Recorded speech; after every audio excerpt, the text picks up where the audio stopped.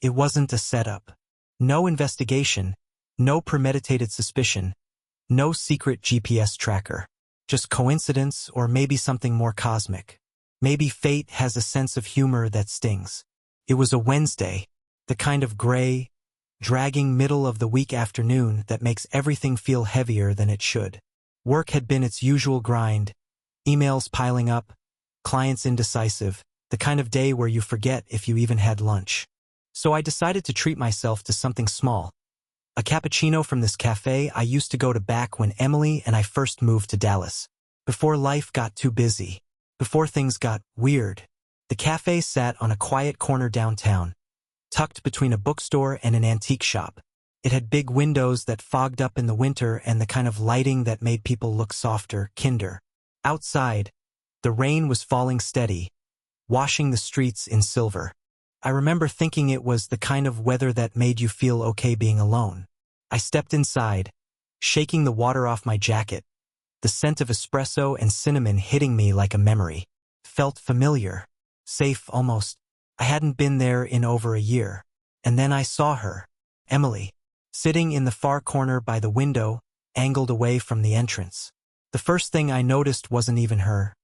It was her laugh. Soft, low, and easy. The kind of laugh she used to share with me. The kind that came from the stomach, not the throat. The kind I hadn't heard in, I don't know how long. She was with someone. A man.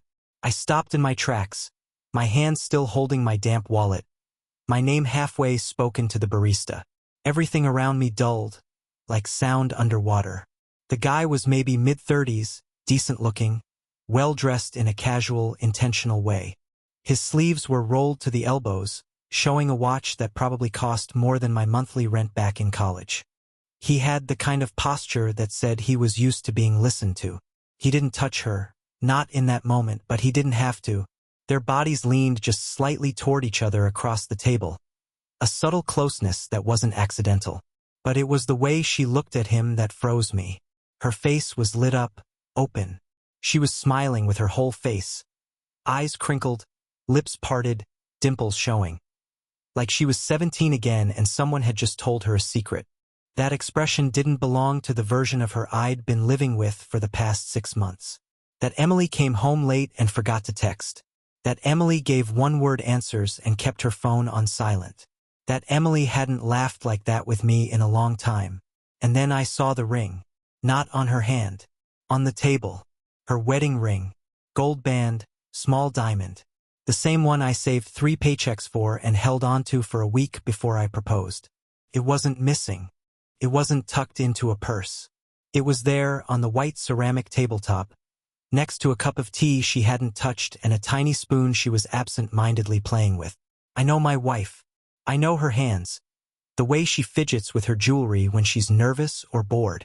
I know she only takes off her ring at night, and even then only because she's afraid it'll snag on the sheets. This wasn't an accident. This wasn't forgotten. It was removed. Deliberately. Casually. Like it didn't mean anything. Like I should have confronted her. I should have walked right over to that table, pulled up a chair, and introduced myself as the man she promised forever to. I should have caused a scene. But I didn't. Instead, I turned around. It wasn't cowardice. It was shock. The kind that numbs you so fast you forget how your legs work. My heart was beating so loud it felt like the rain outside was pounding in time with it. I moved toward the door, fast and slow at the same time. Everything felt unreal, like I was walking through a dream I couldn't wake up from. I had my hand on the door when I heard her voice behind me. "Mark!" I stopped. She was suddenly there, standing just a few feet away from me, clutching her purse and looking like she'd seen a ghost. Her face was pale, eyes wide, lips parted in that way that meant she didn't have a script ready. For once, she didn't have a rehearsed line. She hadn't planned for this. I looked down. The ring was back on her finger. It's not what it looked like, she stammered, brushing a wet strand of hair behind her ear. That was just a work meeting. Her tone was sharp, defensive, like I had done something wrong by showing up. A work meeting? I repeated, my voice flatter than I expected. I wasn't angry yet. I was still too stunned to be angry. Yes, she said quickly. That's Tom. He's from the marketing team. We're prepping for that pitch I told you about. I didn't remember her mentioning a pitch. Or Tom. She followed me outside into the rain, walking fast to keep up. Her heels clicked on the pavement, echoing off the sidewalk. She looked annoyed now, like this was an inconvenience, like being caught half smiling at some guy while her wedding ring sat abandoned on a table was a misunderstanding I was overreacting to. I took the ring off because I was typing on my laptop, she added, waving her hand like it was obvious. It scratches the keyboard. I glanced back at the window, the table, the half-empty teacup. No laptop on the table, I said, finally letting a sliver of emotion slip into my voice. Not accusation, just fact. She blinked, hesitated. That pause, barely a second, told me everything. It was the moment she realized her lie didn't land. The moment she knew I wasn't buying it. Oh, well, I already packed it up. You just missed it, she said. Too fast. Too smooth. I nodded slowly, rain soaking into the collar of my coat. She reached for my arm, but I stepped back. Gently, not dramatically, but enough for her to feel the space between us. Mark, she said again, more softly this time, like she was trying to reel me back into something familiar. Don't do this. You're jumping to conclusions. But the thing is, I wasn't jumping. I wasn't even moving. I was standing still while she stumbled through excuse after excuse, trying to patch up something that was already cracked. The rain kept falling. She stood there in silence, waiting for me to say something. Anything. But I didn't. I just looked at her. And for the first time in a long time, I didn't recognize the woman in front of me. Same face, same voice, but different eyes. Eyes that looked guilty, then calculating, then defensive, but never remorseful. I finally said, "I'll see you at home." Then I walked to my car. She didn't follow. That night I didn't sleep. Not really. I just laid there with my eyes open, staring at the ceiling, trying to quiet 1,000 thoughts bouncing around in my head like marbles in a box. Every time I blinked, I saw her, Emily, sitting across from him with that smile on her face, the ring glinting on the table like a slap. No matter how much I told myself it was just a work meeting, the image wouldn't let go. Clung to me. I guess I already knew the truth before that day. That scene in the cafe just confirmed what I had buried, or refused to believe. Because the truth is, this didn't start in a coffee shop. It started months ago, maybe even longer. And looking back, I realized the signs were everywhere, screaming in my face. I just didn't want to see them. The first thing I noticed was the gym. Emily never cared about fitness.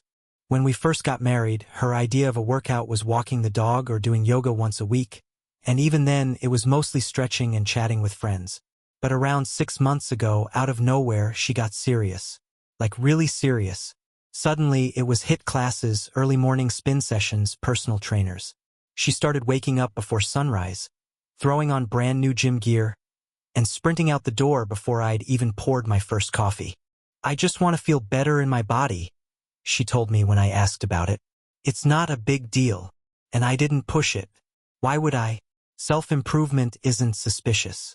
It's what people do when they're trying to shake things up. Or so I told myself. But it wasn't just the gym. She changed her wardrobe, swapped out the old jeans and oversized sweaters for sleek dresses, heels, bold lipsticks. She stopped asking me for opinions, too. She used to come out of the bedroom twirling in a new outfit, laughing, saying, "Too much." Now, she just walked past me like I was invisible.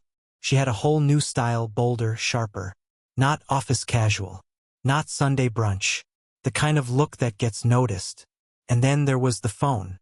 Before all this, Emily was never glued to her phone. She'd leave it charging in the kitchen overnight. Sometimes she'd even forget it at home. But then, I can't even remember when it started, her phone became another limb. It was always with her. Always face down. Always on silent. She started getting texts late at night, the screen lighting up again and again. When I asked who it was, she'd shrug and say, "Work stuff."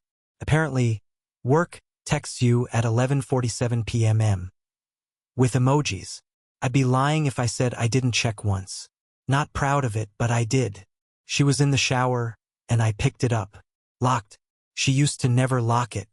And I knew then, even if I couldn't prove anything, that there was something she didn't want me to see. The late nights were the next red flag. At first, it was the occasional, I'm staying late to prep for a meeting, or drinks with the team. Don't wait up. I tried to be supportive. I really did. I know what it's like to be buried in work. But over time, those nights started coming more frequently, and less casually. There was one night in particular, and I'll never forget it, where she said she was going out with her girlfriends to a sports bar to catch a Mavericks game. That alone was odd. Emily has never been into sports. I used to beg her to sit through one half of a game with me, and she'd act like it was medieval torture. But I didn't question it. I wanted to believe her. Later that night, I checked her friend's social media, like I sometimes did out of curiosity. Not a single post. No stories. No group selfies. No bar food pics. No jerseys. Nothing. That was weird. Those girls documented everything. They posted when they got brunch, when they got their nails done, when they had a wine night at home. But somehow this sports bar night went completely unrecorded. I should have said something. I should have asked her point blank. But I didn't. I told myself it was nothing. That I was being insecure. That if I pushed too hard, I'd come off as jealous or controlling. God, I hate how much I gaslit myself, because it wasn't nothing. A couple of weeks after that, I found a receipt in the laundry. She'd left it in the pocket of her jeans, the ones she never let me wash because she said I used too much detergent. It was from a wine bar across town, one we'd never been to together. The date and time matched the night she was supposed to be at her book club. Again, I said nothing. I just sat on the edge of the bed holding that receipt, trying to convince myself that there was some explanation. Maybe her club changed venues. Maybe someone else paid and she just grabbed a copy. Maybe I didn't want the truth. That's the hardest part to admit. That I saw the signs. That they were there in front of me, plain as day, and I chose to ignore them.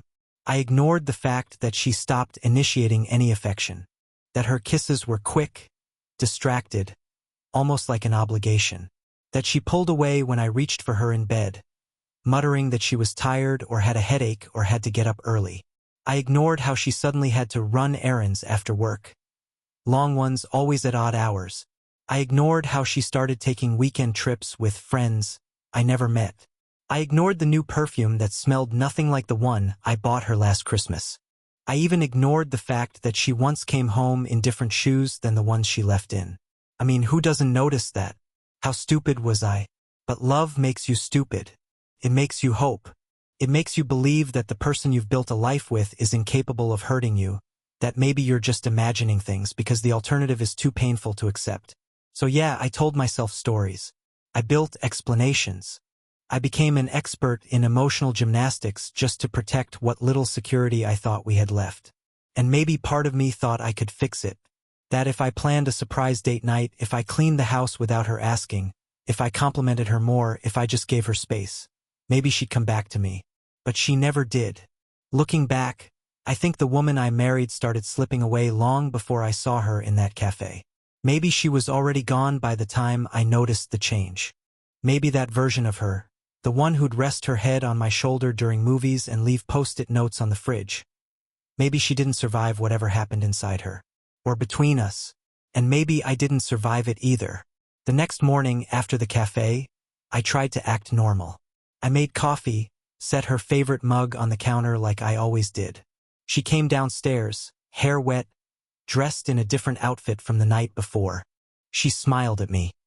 That same strained, too bright smile, and kissed my cheek like nothing had happened. She even said, "Thanks, babe," when she saw the coffee. Like everything was fine.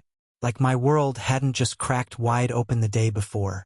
I watched her stir in her oat milk, scroll her phone, and hum to herself. She didn't mention the cafe. Didn't bring up Tom. Didn't say a word about the ring or the lie or how I'd walked away without another word. And I didn't either.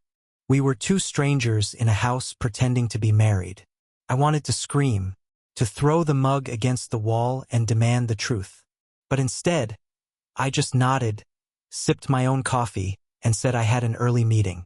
Because I was still hoping I was wrong. Still clinging to the smallest, stupidest thread of hope that maybe, just maybe, there was another explanation. But that thread was already unraveling. And soon it would snap. It's funny how truth doesn't shout. It doesn't kick down the door or light your world on fire. It whispers, shows up slow, quiet, patient, and by the time it's standing right in front of you, it doesn't even need to explain itself. You just know. That Saturday started off unremarkable. I'd planned a quick trip out of town, 2 hours away, to drop off some old furniture at my parents' place. Emily didn't come. Said she had an important team meeting, which apparently required her to stay home and spend the whole weekend working on a presentation. That's what she told me. Anyway, I remember nodding, pretending not to care. I didn't even ask who else was going to be at this team meeting. I didn't want to hear the lie. Didn't want to watch her come up with names or details on the spot.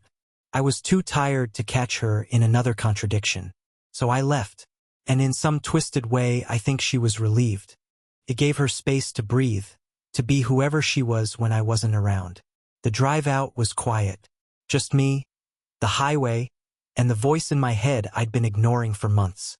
I dropped off the furniture, chatted with my mom, drank bad coffee with my dad, and acted like I wasn't unraveling on the inside. They knew something was off, but they didn't ask. Maybe they were waiting for me to say it first. Maybe they already knew. On the way back, I stopped at the mall to grab a birthday gift for my nephew. He'd been begging for this impossible-to-find Lego set, and one of the stores there had a few in stock. I figured it'd be an easy in and out. I was wrong. I was coming down the escalator when I saw them. Second floor. Near the watch boutique. Emily. And him. Tom. I didn't know his name for sure at the time, but I'd memorized his face. The one from the cafe.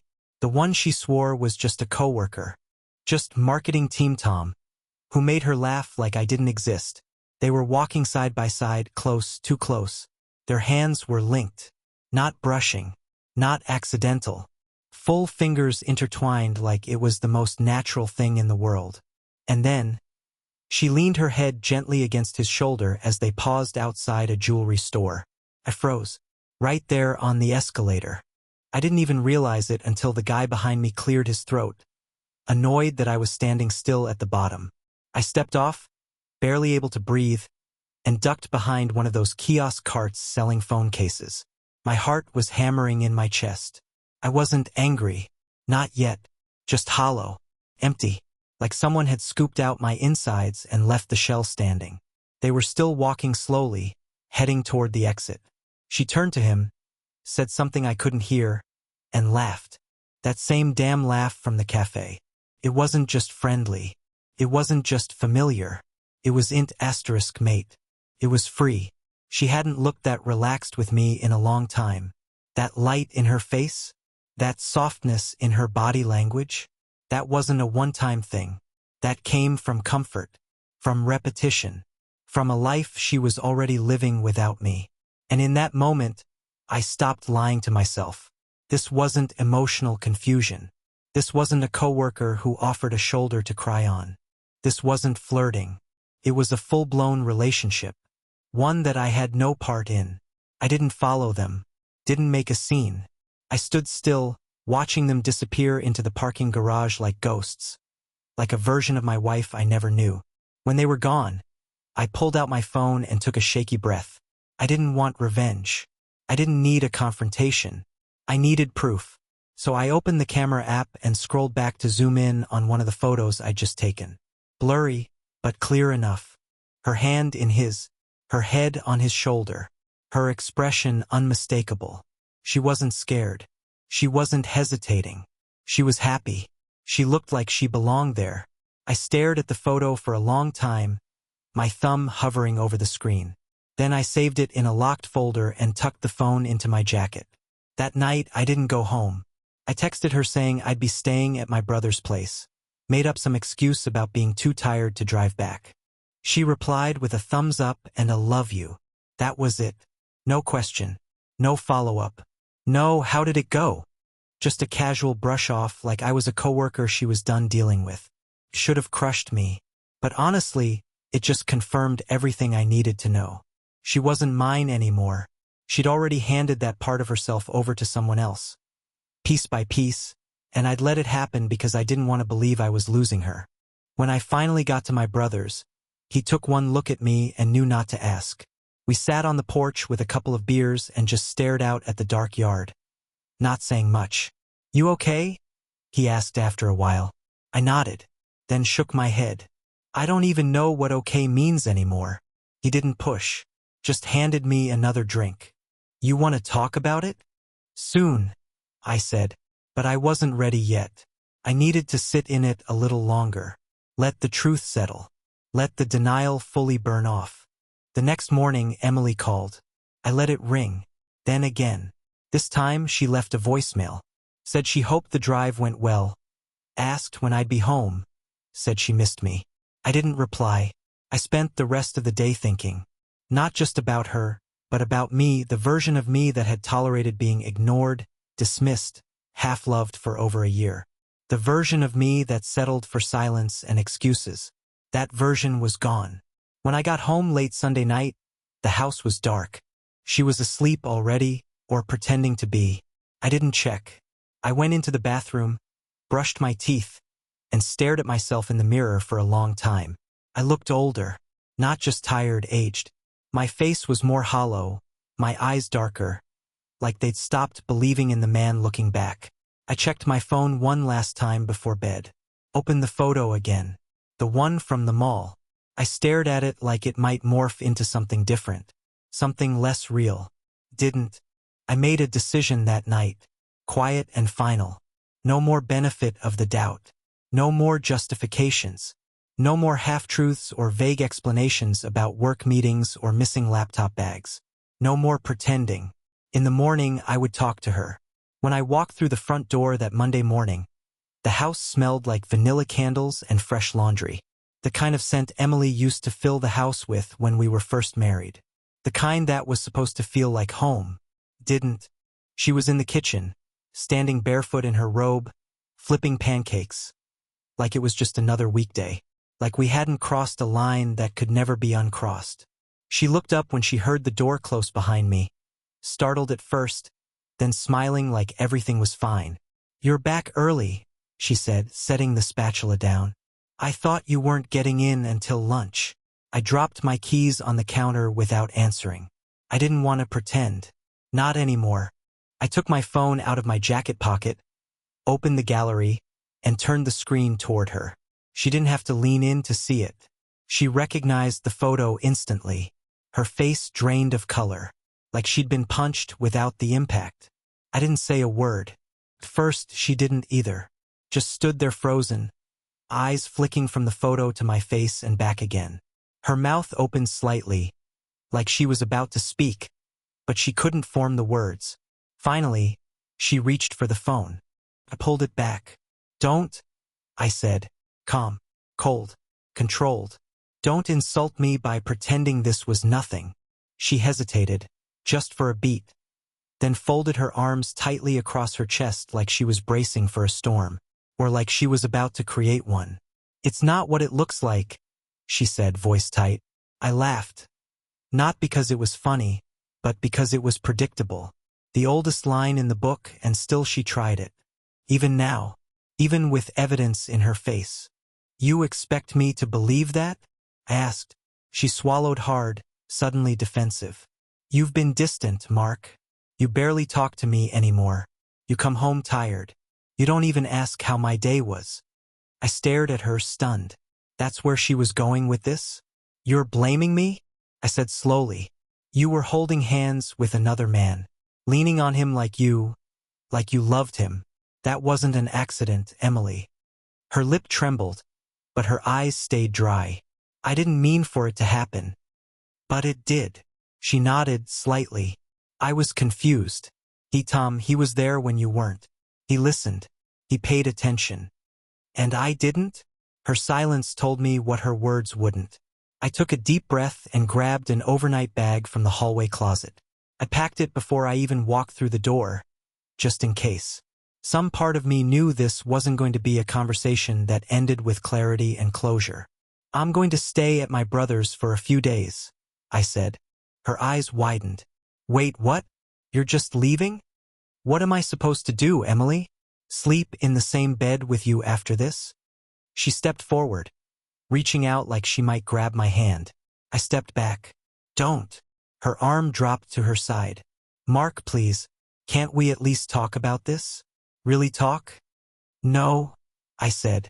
Not now. You had months to talk. I walked out before she could say anything else. That night, I sat on my brother's couch, nursing a beer and staring at the muted TV screen, trying to feel something other than numb. I'd always thought that catching someone cheating would come with some dramatic explosion. Yelling, screaming, throwing things, but this was worse. It was quiet, hollow, a kind of pain that didn't burn, it froze. 2 days later, she texted me. Emily, I booked us a couples therapy session, Saturday at 11. Please come. I want to fix this.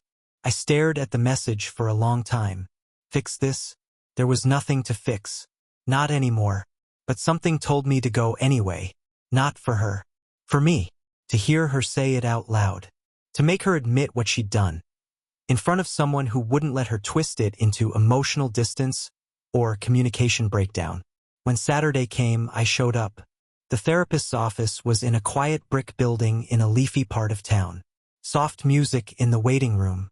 Diffuser mist curling from a glass bottle on the table. It smelled like eucalyptus and endings. Emily was already there, sitting stiffly in the corner chair. She stood when she saw me, like that small gesture could erase the week we just had. I didn't hug her, just nodded, sat down across the room. The therapist, Melissa, was polite and calm, middle-aged, gentle voice, smart eyes. She asked us to start by explaining why we were there. Emily launched into it immediately. I think we've grown apart, she said, keeping her voice neutral, almost professional. We've both been busy, stressed. We haven't been prioritizing the relationship. Melissa nodded, scribbled something. And how has that distance affected you? She asked Emily. I felt alone, Emily said, like I wasn't being seen. I know Mark works hard, and I appreciate that, but I needed emotional support, and it wasn't there. Melissa turned to me. Mark? I stared at the wall for a second, then back at Emily. We didn't just grow apart, I said. She cheated. Melissa looked between us. Is that true, Emily? Emily flinched slightly. It was complicated. No, I said, sharper than I intended. It wasn't complicated. She took her wedding ring off, held hands with another man, met him in secret, lied about it. That's not complicated. That's betrayal. Emily blinked fast, as if the words stung more than expected. I didn't sleep with him, she said quietly. That's your defense? I asked. That you didn't take it that far yet? He was someone I could talk to. That's all it was. Melissa watched us silently, letting the tension settle. Emily, she said gently, have you ended contact with this person? There was a pause. Too long of a pause. Yes, Emily said finally. We haven't talked since that weekend. I didn't believe her, not because I wanted to be cruel, but because I knew her tells. The way her eyes darted down and left, the way her hands fidgeted, the way she chose her words carefully, not to be truthful but to avoid being caught in another lie. After the session, we walked out in silence. In the parking lot, she turned to me. I want to fix this, Mark.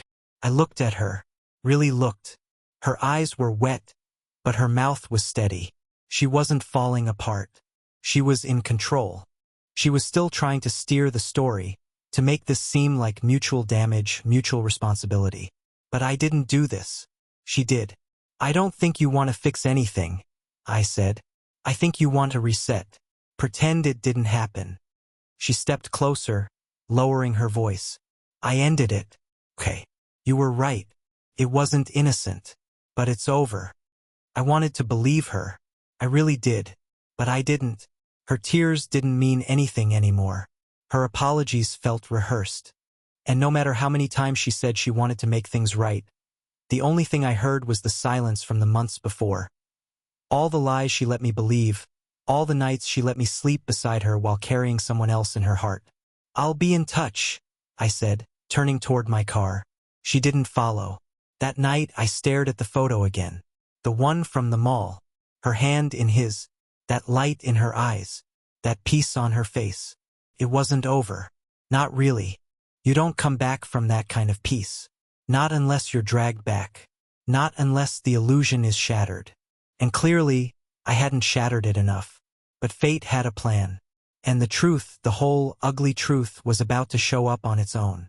We went to 2 more therapy sessions after that. Not because I believed they'd help, but because part of me needed confirmation. Not from Emily, but from someone else. From someone neutral, trained, objective. Someone who could sit across from her and see what I saw. That this wasn't some crack in the foundation. It was rot. Full decay masked with polite conversation and rehearsed vulnerability. In both sessions, Emily kept things civil. Too civil. She spoke like we were in a business meeting, calmly reviewing the quarterly performance of our marriage. "We've both changed," she said. "We stopped checking in with each other emotionally." Melissa, our therapist, would nod and make notes. Occasionally she'd glance at me, giving me space to jump in. I didn't at first. I wanted to see how long Emily could go, how far she could carry the illusion without once acknowledging what had really brought us there. Not a word about Tom. Not a word about the ring on the cafe table, or the photos in the mall, or the months of late-night messages she tried to pass off as work stress. I listened, waited, tried not to let my jaw tighten with every vague deflection. And then, in the 3rd session, I finally spoke. "I need to understand something," I said, my voice calm but raw. "Why is it that every time we come here, you talk about us like we drifted apart by accident? Like we were 2 ships that just slowly veered off course? Because that's not what happened, Emily." She looked at me, eyes still guarded. "I'm not trying to rewrite anything. I'm just saying it wasn't one-sided." "No," I said. "It wasn't. You had help." The words hung in the air for a long moment. Melissa cleared her throat. "Are you referring to someone specific, Mark?" I nodded. "Tom." Emily flinched. "I'm not asking for details," I said, holding her gaze. "I'm asking for honesty. Real honesty. Because I'm sitting here listening to all these carefully worded answers, and none of them acknowledge what actually broke us." Emily was quiet for a beat too long. Then she spoke carefully, slowly. "It wasn't an affair. I didn't sleep with him." "That's your definition?" I asked. "The line is physical contact? Because if it is, I have pictures that say otherwise." Melissa stepped in gently. "Emily, it might help to understand what the emotional experience was for you. Even if he made me feel understood," she said suddenly, her voice tight. "He listened when I talked. He didn't brush me off or check out halfway through." "And that justifies what you did?" I asked. "I didn't say that. But you also haven't apologized." She blinked, lips parting slightly. "I have. Not for cheating," I said. "Not once have you used the word. Not once have you said, 'I betrayed you and I'm sorry.' You keep talking about confusion, about stress, about growing apart. But I didn't lie to you. I didn't sneak around behind your back. I didn't take off my ring in a cafe and pretend you didn't exist." Melissa looked between us, her pen still for once. Emily's face was pale now. She wasn't crying, but she was close. Still, she didn't fold. She stayed in control of her expression like it was the only power she had left. "I made a mistake," she said. "No," I replied. "You made a series of decisions. Repeated, intentional choices. That's not a mistake, Emily. That's a double life." Her shoulders tightened, but she didn't refute it. I leaned back in my chair. "Do you know how many nights I sat on our couch wondering if I was crazy? Wondering if I was paranoid, or jealous, or just insecure? I used to get angry at myself for even thinking you'd be capable of this. But the whole time you were just hoping I wouldn't notice." Melissa spoke softly. "Emily, Would you like to respond? She shook her head. Just once. But later, in the parking lot, she followed me to my car. Her steps were faster than usual, more urgent. I didn't tell you everything in there, she said, standing by my door. I noticed. She looked down at her shoes, then back up. I ended it. Did you? I asked. Or did it just stop being convenient? Her expression shifted, and for a second I saw something. Guilt, maybe, or shame, or just fear. I was scared you'd leave, she said. That's why I didn't say everything. And you thought lying would keep me here? She didn't answer. I opened my door. Wait, she said. Can't we talk? No, I said, climbing in. We've talked enough. And I think you've said everything you're willing to say. I drove home alone, my hand clenched around the wheel tighter than I meant. The therapist had asked if I was open to more sessions. I told her I'd think about it. I wouldn't. I was done watching Emily spin reality into some version she could live with, because that's what it came down to. She refused to speak the truth.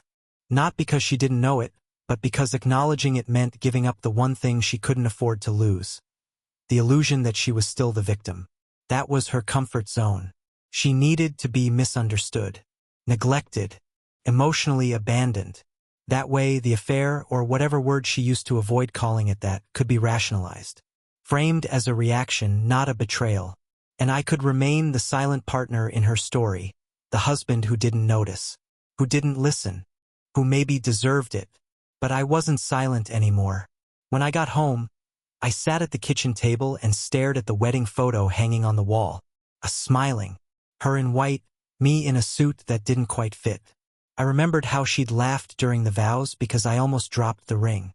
The irony wasn't lost on me.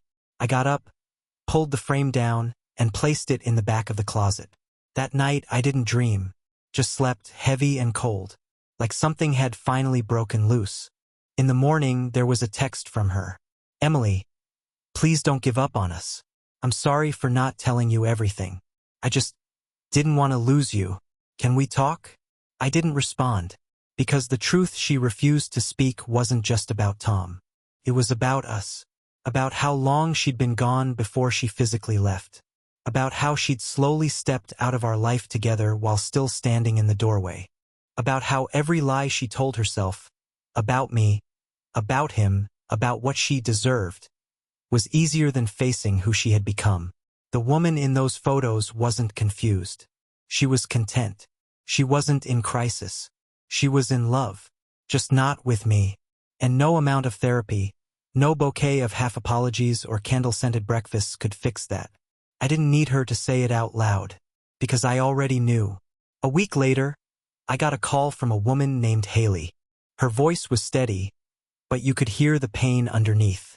She told me she was Tom's girlfriend, had been for nearly a year. She'd found messages between him and Emily, photos from a weekend getaway, and wanted me to know. No drama, just truth. I thanked her and forwarded the photos to Emily. I didn't include a message. A few hours later, Emily finally responded, "Can we talk?" I didn't answer. There was nothing left to say. The final thread she'd been clinging to, secrecy, had snapped. She wasn't just cheating on me. She was helping someone else cheat too. 2 weeks later, I filed for divorce. Quietly. No confrontation, no drawn-out speeches. Just a signature. Emily didn't fight it. She showed up at my office once, claiming she ended things with Tom. Said she didn't know about Haley. But I didn't care anymore. I moved on. I went to my father's cabin alone and felt something I hadn't in months. Peace. A few months later, I ran into Haley again. We talked. No bitterness, just understanding.